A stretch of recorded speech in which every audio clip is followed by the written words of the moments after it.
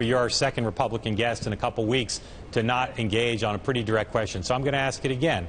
You've got more than 5 million people here illegally. I understand you're concerned about border security. I understand you don't approve of the way the president's handled this issue. But I just ask you again to focus very directly on the question John was asking you about.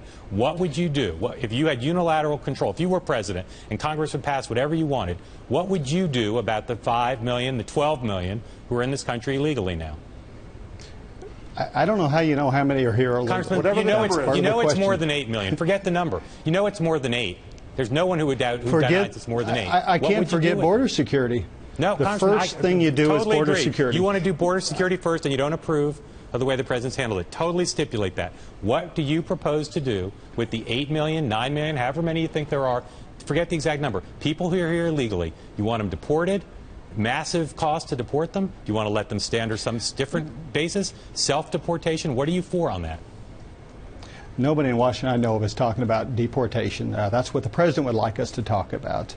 But at the end of the day, he needs to come to Congress with a proposal, serious proposal. He's been in Washington for 10 years. I don't know of a serious proposal on immigration. I'm sorry to bother you. I'm going to try one more time. There won't be any mass Do deportation. you have a solution for what to do with those people? And if so, what is it? First of all, I want to know how many folks are here. I want to secure the border until the border is secure.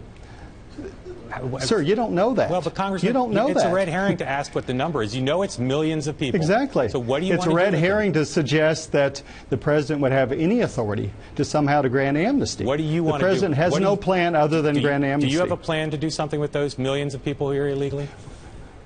We have a plan to first secure the border, and then we determine politically, working together with the American people, where do we go from here? How many folks are out there? How many came here legally? How many actually overstayed their visa? I think we need to actually look very closely at those numbers, and that's what the House has tried to do. It said, Mr. President, you're not going to get your way on everything.